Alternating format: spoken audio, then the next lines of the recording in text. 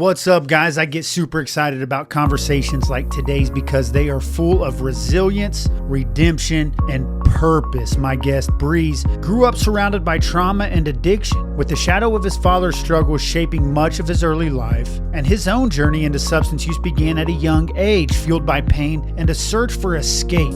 Through unimaginable loss, including the deaths of both his father and younger brother to addiction, Brezz battled depression, suicidal thoughts, and a normalization of addiction that made it hard to see the truth.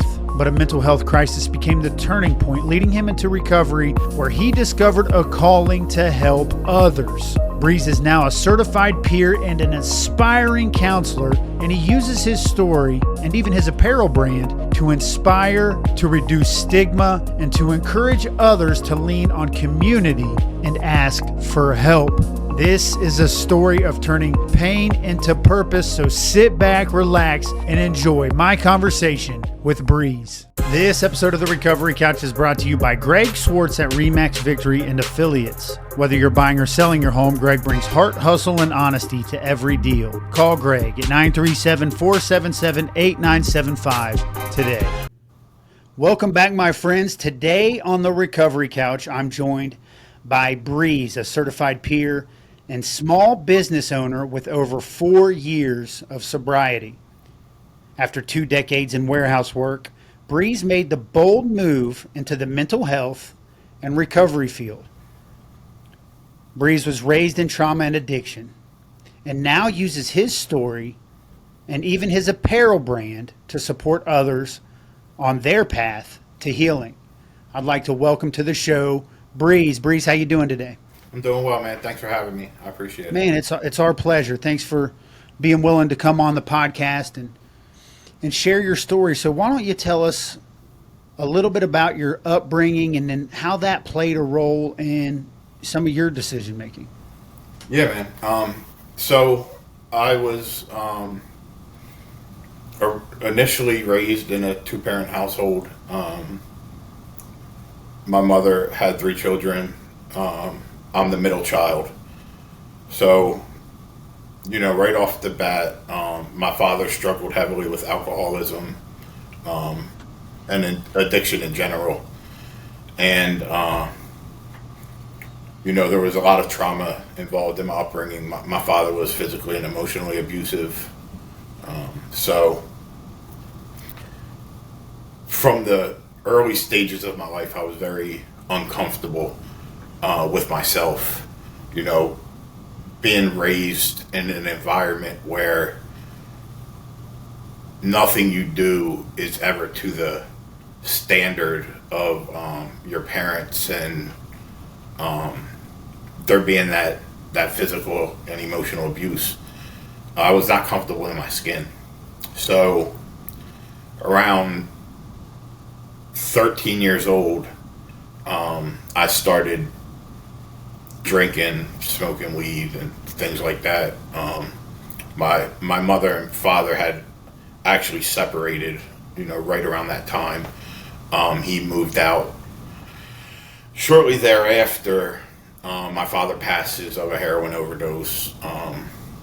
And this was, early 90s. So, it wasn't, at least in my awareness, it wasn't a well-known thing, so it was very jarring, right? So you're saying heroin at that point in time is talked about today. It's kind of little known, so it shocked you. For sure. I mean, the opioid epidemic now touches everyone. I mean, I don't know anyone who hasn't been directly or indirectly affected by opioids in general. But in '94, it was a little different. So, once my father had passed, my father in general was the disciplinary. He was kind of the fear that kept us in line, My mother, of course, suffering with, they may have been separated, but they were together for many decades. So my mother kind of started going out, partying, leaving us at home. Um, and one thing led to another. Drinking became a more common thing for me. Um, Smoking weed became a daily thing for me. Um, so that would be like where I would identify the early stages of my addictions. But I was able to progress through life. Uh, I made it through high school. I ended up dropping out my senior year. At this point, I had still not done any other substances. I was just kind of smoking weed and drinking excessively. Um, Let me ask you a question real quick, Breeze, if you don't mind. So, while we're on the subject of school, how was the home life, even prior to 13 when you started drinking and smoking weed? How was the home life affecting you at school, in elementary school, being in a physically and mentally abusive home? Was that affecting your schoolwork? Was that affecting your relationships with friends, with teachers? Absolutely. So, just to be transparent, my childhood is very spotty, right? My memory, your brain has a way of blocking things that are extremely traumatic. So my memory is spotty, but from what I do recall, um, I was very socially withdrawn because I don't feel comfortable with myself. I don't feel confident in myself. Um, just the whole environment at home had taught me to think that I was not of equal value to others, and that really was reflected in how I carried myself. Um, I was sort of a loner. I didn't interact with a lot of people. Um, so early, you know, elementary school, middle school, I pretty much was an isolated individual. That slowly started to change as I got into high school, and you know, my father had passed, and I had kind of started to discover myself a little bit. I was able to interact with people and make friends and stuff like that, but that didn't really come until high school. Yeah. So you're in high school. Your mother's going out after your father passed. I'm so sorry to hear about that. Um, what's that time in your life like emotionally? You know, your father loses his life to a battle, a silent battle. You know, where you knew about the alcohol use, but maybe there was a silent battle of opioids that's caught everybody off guard. And then your mother starts going out, and you're coping with marijuana and alcohol. But how are you when you're not high, when you're not drunk, when you're alone? Like, what are you going through emotionally, and how are you dealing with it? I think my lack of skills and ways to deal with it really manifested in my drinking and smoking, which is why I did it so often. I didn't really have ways to cope. I have always been a huge fan of music, so there are points in time where I would kind of escape in music. But I dealt with a lot of depression, suicidal ideations, and I was not in a good headspace for a very long time in my life. I would say for a majority of my adult life, and that started at a very young age. Are there any adults at this point that are taking notice to your change in behavior the way you're coping with alcohol and marijuana? Teachers, aunts, uncles, mother? No. So that's why environmental things are so important, or not so important, so detrimental to your upbringing, right? Because I didn't know anything was. I thought this was normal. My family all operates to this day in this space. We have,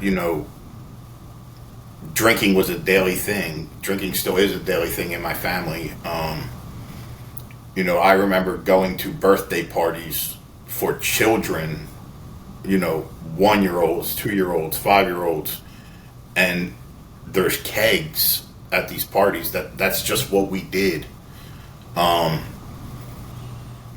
So when you don't know anything else, it's just like the abuse. People have asked me, why didn't you ask for help when you're dealing with this physical abuse at home? Oh, you're not going through that? I thought this was normal. If you don't know anything else, that is your reality. So, school, people may have tried to talk to me, but because I'm not aware that there's any validity to what they're saying, it's not received well, and it doesn't go far. So, yeah. Wow, Brezz, that is very transparent, very honest. So I'm sorry for getting us sidetracked. Okay. Taking us back to school, you hadn't really tried any other substances. So you're getting to the end of your high school career, 17, into junior year. You drop out your senior year, you said? Yes. Yeah. And you hadn't tried any other substances. So let's pick back up there. Sure. I was drinking excessively in my senior year, to the point where I was not going to school so I could just hang out on the street and drink. So I drop out. 19, I had met my wife, and we moved into an apartment together. One of my family members had moved into this apartment with me and my wife, and who was my girlfriend, by the way, at that time. And we are partying every day. One evening comes where my family member, and another one of my family members are over at the apartment and are doing cocaine. I wanted to be a part of that, right? They were like locked in the bedroom. I knew what was going on. I wanted to be a part of it. I tried to be a part of that, but the family member who lived with me did not think it was a good idea. For whatever reason, we haven't really discussed that till this day. But long story short, I talked my way in there, and I tried cocaine for the first time. My girlfriend at the time was not pleased with that. That caused a major issue. However, from that point forward, it became a thing where, we're going out on a Friday, Saturday night, going out drinking, we would get cocaine. So that when you say we, you and your family member or your girlfriend at the time, your current wife? No. So my wife has a lot of health issues, so she's never really been. She used to drink occasionally, but she never really, did any substances. So yeah, this was, when I say we, I just mean whoever, it became the social thing to do in my circles. my family members, my friends, when we would go to the bars or to the clubs or whatever, getting cocaine became a pretty common thing. And, there was like a connection. I can reflect back now and see like where the connection was formed, where like I would start drinking and I would want to get high. And that becomes pretty important to my recovery later. So, this goes on for several years. And then in 2003, 4-ish, ecstasy becomes like a big thing. When that came around, another family member, a different family member, was getting ecstasy and they were taking them. And I remember having a discussion with him about, I heard that there's opioids in these pills. You don't know what's in them. And I had always been very hesitant about opioids because of what happened to my father, right? Long story short, I was convinced that it was safe. I began taking ecstasy. That was a common thing where, that's one of them drugs where if you take it too often, it doesn't really affect you as much. So we would take it, wait a week, take it again. And while all this is going on, I'm still drinking, still smoking weed every day. It would take me a very long time to go on through like all of the years. But, I was never addicted to a particular substance. Like, I was addicted to plenty of substances. I never had a substance of choice, right? For me, it was always about accessibility. Anything that could remove me from myself. Anything that can make me feel good instantaneously. About escaping and about instant gratification. So many substances in my past, it kind of goes along as the years go along.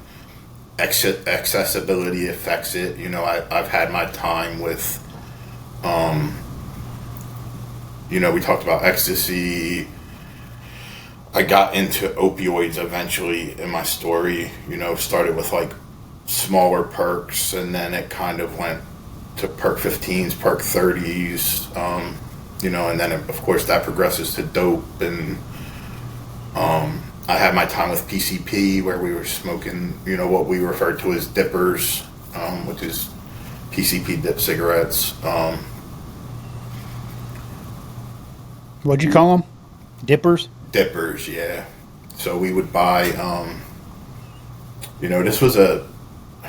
this was like a cold cop situation, so it'll tell you how many years ago that was, but meaning we didn't call someone and set it up. We would just kind of walk out on the block, and there would be a guy there with a pack of Newport 100s and a jar, and you would just walk up to him randomly. You don't know the guy, and you ask him, and he'll dip the cigarettes and purchase them. This episode of The Recovery Couch is brought to you by J.B. Davis at Performance Chrysler Jeep Dodge Ram. For integrity, service, and unbeatable deals, ask for J.B. in Centerville and tell them The Recovery Couch sent you. A lot about substances. I would like to talk a little bit about some more trauma that happened in my life that kind of propelled me towards increased usage and to self-destruction, right? So in 2009, my mother's not feeling well. She goes to the hospital. She's having some issues. She finds out that she has cirrhosis. So we find out eventually she needs a liver transplant. My wife has had health issues since we met. My wife has actually, to date, has had 3 kidney transplants. She suffers from lupus. So my wife had suggested that my mother go to this hospital in Philadelphia where she had received 2 of her transplants. My mother gets enrolled in their program. She gets signed up for the liver transplant. She's blessed enough to have the liver transplant. However, that transplant took place in 2010. When she came home, you have to take like a rejection medicine for the rest of your life whenever you get any kind of transplant, because your body will recognize it's a foreign object and will reject it. So you have to take like a suppressant, anti-rejection medicine. At that time, there was only one anti-rejection medicine for liver transplants. When they gave it to my mother, my mother was actually allergic to that medication. So at that point, the doctors pretty much say there's nothing else we could do for you. They put her on hospice. And we just have to witness that, right? The progression of that. That was a very tough time in my life. My mother was really all we knew. With my father passing away at such a young age, my mother was very connected to us, to all 3 of us, me, my younger brother, and older brother. So it was a very tough situation. Watching your mother decline like that rather fastly, how I dealt with it was I care, so I'm going to be there just to see my mother and spend time with my mother every day. However, I cannot do that without being under the influence, because for decades I had conditioned myself, this is how I deal with emotion, this is how I deal with any situation, good, bad, indifferent. So I would make sure that I was drinking and high every day to go over and see my mother. My mother passes shortly thereafter in 2010. My younger brother has a tough time because my younger brother, his addiction kind of manifested a lot earlier than mine. Meaning he didn't work. He never got a driver's license. He just kind of stayed with my mother. He never really left the nest. Me, I've been working since I was 16. I met my wife. We moved out. We got a place. Started a family. So my younger brother was really struggling when my mother passed. We were all struggling, but he was kind of uprooted because he had always stayed with her. He hadn't really developed a life of his own.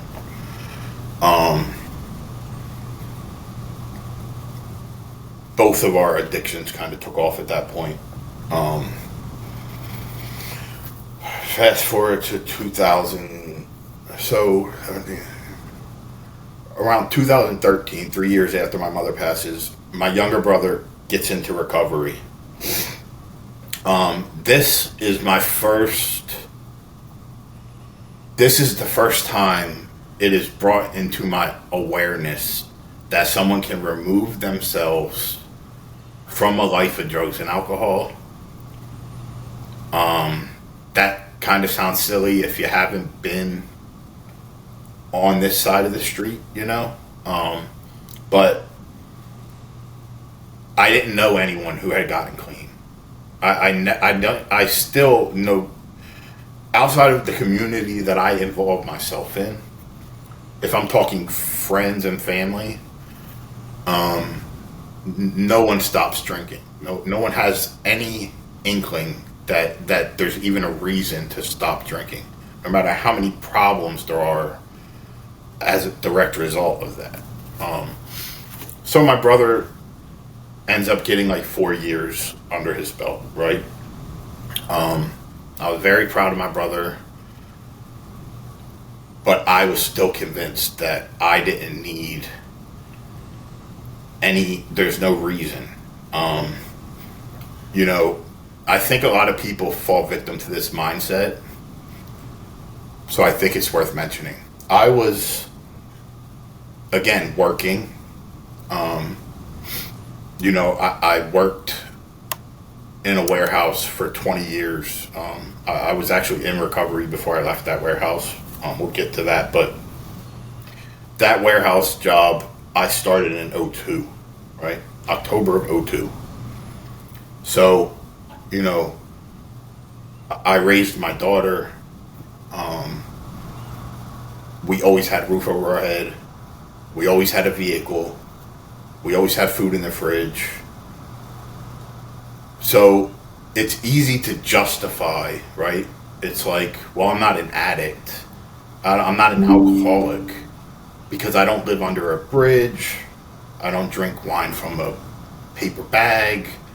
You know, all these ways that you could justify, right? So, you know, in 2017, 4 years into my brother's recovery, there was an incident where he silently relapsed, right? No one knew that he had relapsed. He ended up kind of going off the map, right? Where his girlfriend was texting me, I'm trying to get a hold of your brother, he's not answering. There was some stuff going on where he was, you know, there was like another girl and all this stuff, right? So me and my older brother are texting his girlfriend back.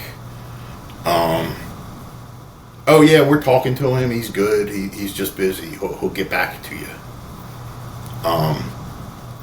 Me and my brother were close, but there are times where he would just kind of not respond to me. So this goes on for a day, 2 days, 3 days. I start to get a little concerned. He's not responding to me or my older brother. So I call my older brother and I'm like, you know, we should go over to the house and see what's going on. We at this point, we start to worry about his sobriety, right? Ironically, I was at the bar at, you know, noon that day when I decided to call my brother and say we should go check on my younger brother. We pull up to the house that he's living in. His car's in the driveway. We go banging on the door. He's not answering. Eventually, my older brother climbs through a dining room window, and my younger brother is in there. He had passed away. He had relapsed, and you know, a combination of substances that had caused him to pass. When that happened, that was the moment, right? Where, excuse me, that was the moment where I want to die at this point, right? But I can't do anything myself.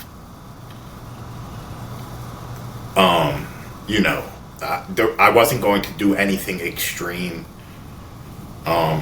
That's arguable because I did do things extreme, but you know what I'm saying. I wouldn't take action to take my life. However, the substance use kind of took over my life at that point. I had went from using, around that time in my life, I was doing cocaine and, Percocet 30s and stuff like that, like every day, alternating between the stimulants and the opioids. Those are expensive drugs, Brezz. Yeah. Were you still working? Were you still able to afford them? Or Yeah, so the warehouse job was a very good job. I was paid well. I was able to manage. We would have been in a much better situation in life had I have not been dedicating so much of my income towards these things. were you doing anything to supplement your income? Selling drugs, hitting licks? Yeah, so that has always been, I've always been entrepreneurial, right? But when you're in the street, that is kind of manifested in different ways.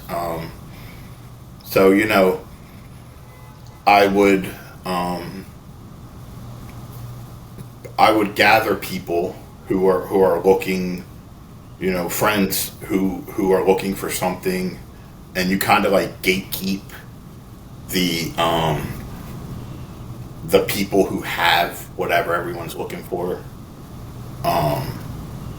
Protect that connect, and then you kind of gather up everybody like, okay, well, what do you need? What do you need? And then I would be able to go get something, kind of immediately distribute it, so I'm not sitting on it. And then, you would think that I would say, well, now mine's free. But the addict mindset is, not only am I getting what I buy, but I'm getting more on top of that, so excess. And there's many things like that. I was not an ethical person, right? It was just kind of survival mode, whatever you can do. So there was a point where cocaine had became like super expensive and disappointing. It was not the cocaine that I had known in early 2000s. So I had one of the key moments that led me to recovery was I had changed from cocaine to methamphetamines. The methamphetamines I could buy a quarter gram, and that quarter gram would last me days, right? And it would be $20-$30. So when I made that switch, it became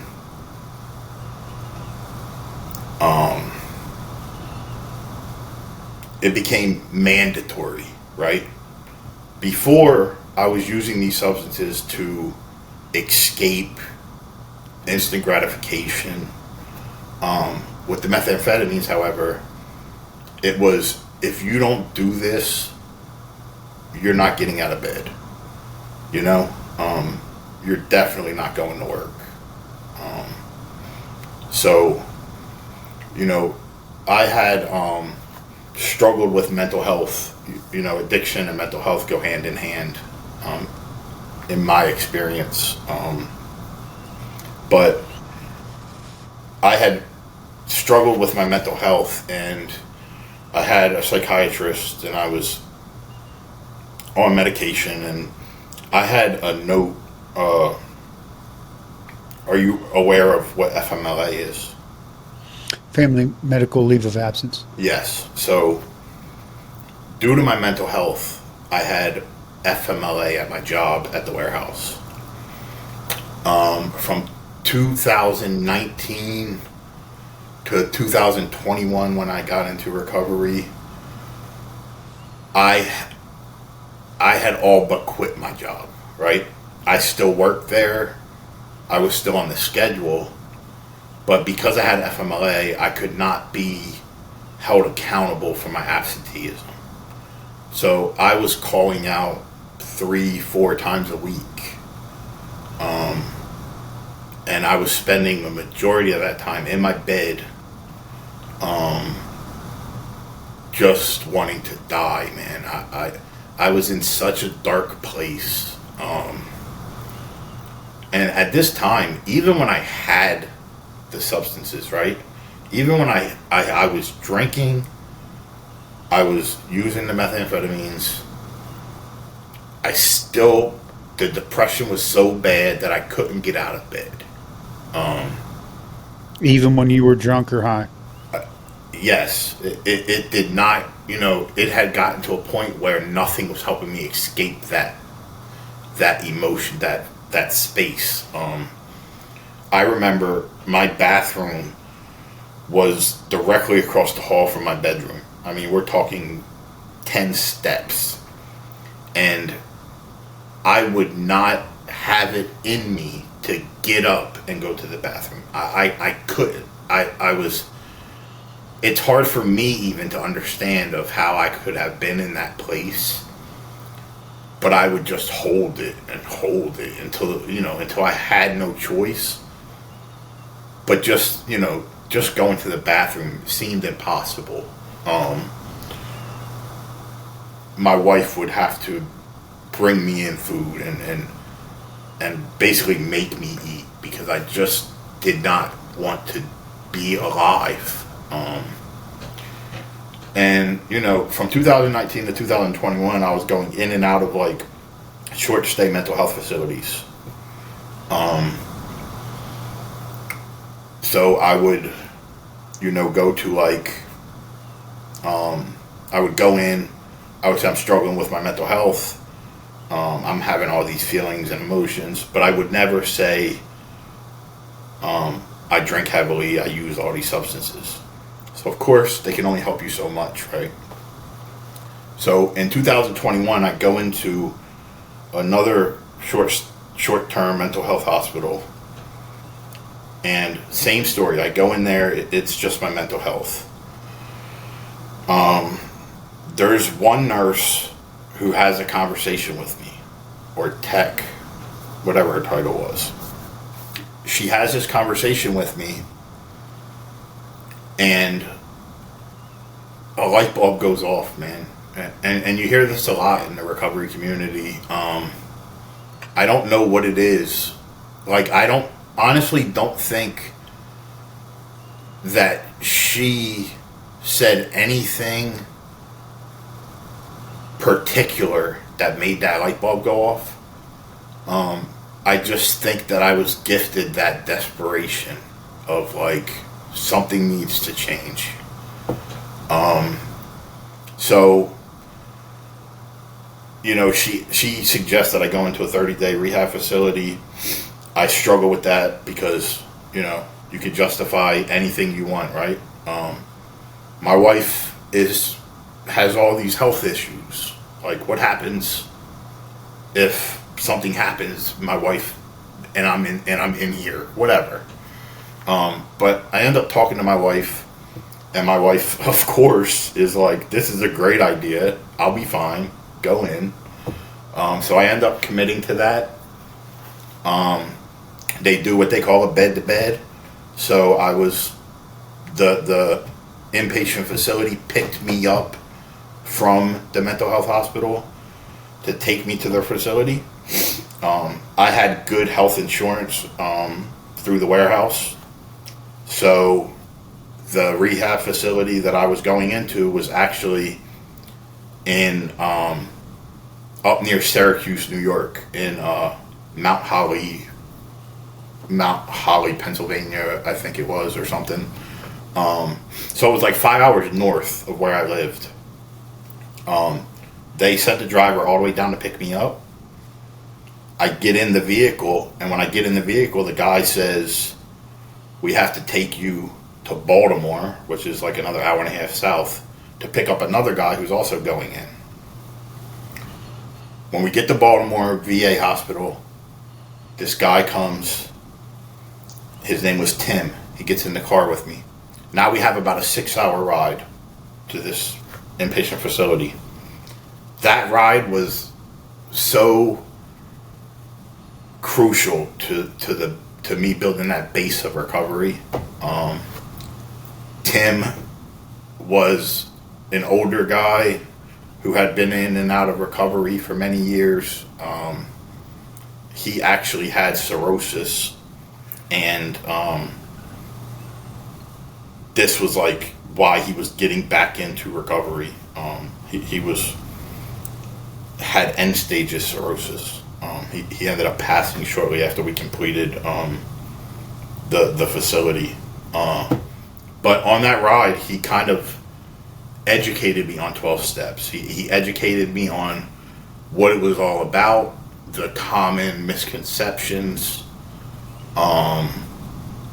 He kind of put to rest a lot of my fears about, I had a lot of fears about God, and I had a lot of resentment there, One of my number one resentments in life is God. Was God. When you experience a life full of trauma, and you're living in a negative headspace, it was easy for me to say, there is no God. If there is a God, he's not a fan of me, and I'm not a fan of him. So we get into this 30-day program. They have a policy, which, I look back on all this stuff. This is God at work, right? This is crucial moments happening back to back to back that get me to where I am today. I'm not real good with recognizing God shots. In hindsight, they're very clear, So they have this policy in the facility. You only get to call your family one 15-minute phone call once a week on Saturday. I was very codependent on my wife. I went from my mother to my wife, never lived on my own, actually learned how to do laundry at 40 years old in that rehab facility. I just don't know how to survive without my wife. So the policy was you only get that phone call if every day of the week you make morning meditation and you make the 12-step group at 7 o'clock that evening. So every day of the week there was a 12-step group and morning meditation. So I was kind of forced to go to these meetings. Today I can say those things, that conversation with Tim, that nurse at the facility that talked me into going into the program, the 12 steps, the sponsor that I got 11 days out of rehab, all of these things are God at work. Getting me to a place where, I eventually decided one of the founding, one of the key principles of the 12 steps is paying it forward, right? I can only keep what I have by giving it away. So, while I do service work and all of this, I could not stand the warehouse work, right? I now have purpose in life. Never had purpose, never had determination, never had goals. So I chose to go into the mental health and substance abuse field. I became a certified peer in 2023. Right now I work at a clinic, but mid-July I will be changing companies and I will be going to work in the prison system. And I am now working on getting my CADC, which is Certified Drug and Alcohol Counselor. So that's a major step, because it goes from the peer role to actual counselor role. I just want to be as impactful as I can, man, in other people's lives. I started what started out as like a t-shirt line. Fourth Dimension Apparel, the name is pulled directly from the big book of Alcoholics Anonymous. One of the co-founders said he was rocketed into the fourth dimension of existence, and he was referring to spirituality and connection. The clothing line is just another way. Our tagline is spark conversations that ignite change. It's just another way for me to get people talking, to bring the possibility of recovery into everyone's awareness, and to lower stigma from those who don't understand what people are going through and pass judgment and have that stigma, who there in turn keeps that shame, guilt, in the addict, where they're shameful, they feel guilty, and they don't want to speak out. They don't want to ask for help. They don't want to admit they have a problem. Stigma plays a huge part in all of that. So well said, Brezz. You speak your story so eloquently, brother. I can tell that you've shared this with other people. Probably people, if I'm guessing, who are you peer mentor to. And that work that you've put in with them is exuding in confidence. It's shining through in this conversation right now. And so I want to commend you from the bottom of my heart, brother, for accepting that calling. It's awesome when you get to the point in your story where you say you found purpose. Your whole tone changes. You can tell that finding that purpose changed your entire life. And since then, you've become a certified peer in 2023 because you found your purpose and answered your calling.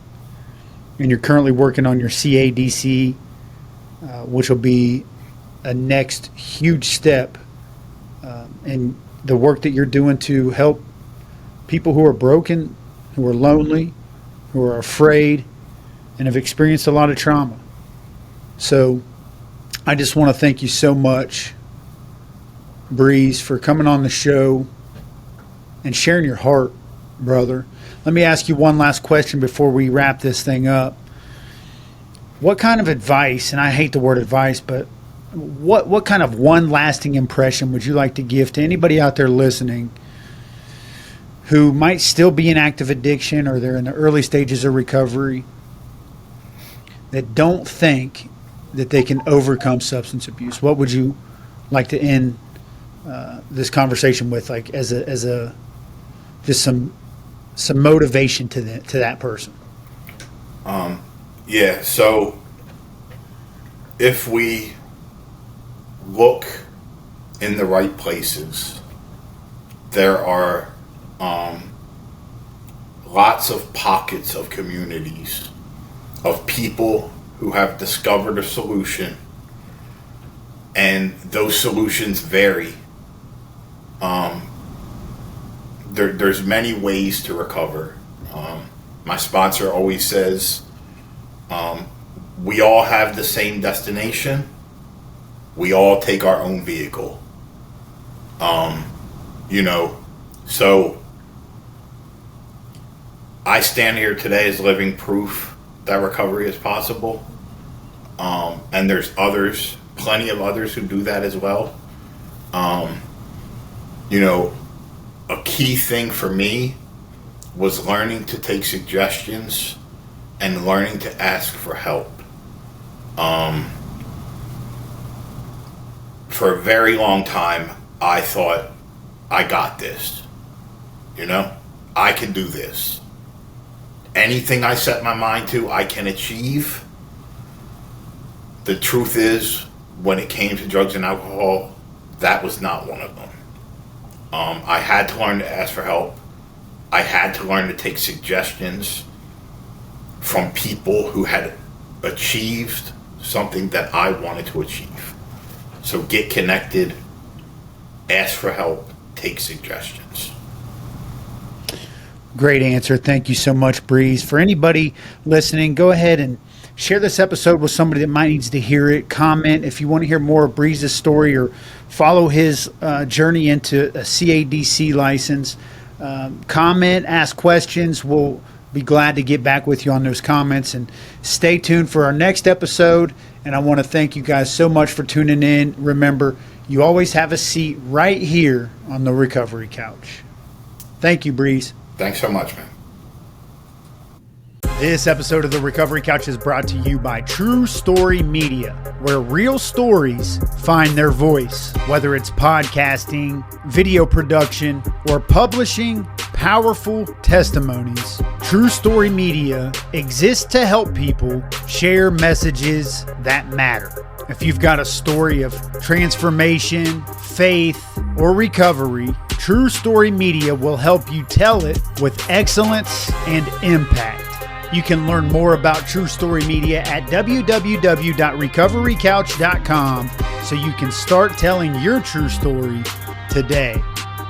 Wow, what a powerful and inspiring testimony by Brezz. His authenticity and ability to be able to talk about all of the trauma that came from physical and emotional abuse in his childhood that led to addiction and eventually led to Brezz having a heart to help other people in their recovery. This is just an incredible and raw conversation with Brezz. His story is a powerful reminder that no matter how deep the pain runs, there's always a path toward healing and redemption, from losing loved ones to addiction to facing his own battles to now standing as a voice of hope. Brezz proves that recovery is possible and that our stories do matter. If Brezz's journey inspired you, share this episode with someone who needs encouragement today. And don't forget, join the Recovery Couch Inner Circle on Patreon. That's where you'll find bonus content. And stay tuned for the release of my book, Step 4, A Journey Through Addiction, which is coming soon. And while you're at it, go and hit that like button. Don't forget to subscribe. We need to get these messages of hope into the hands of people that need them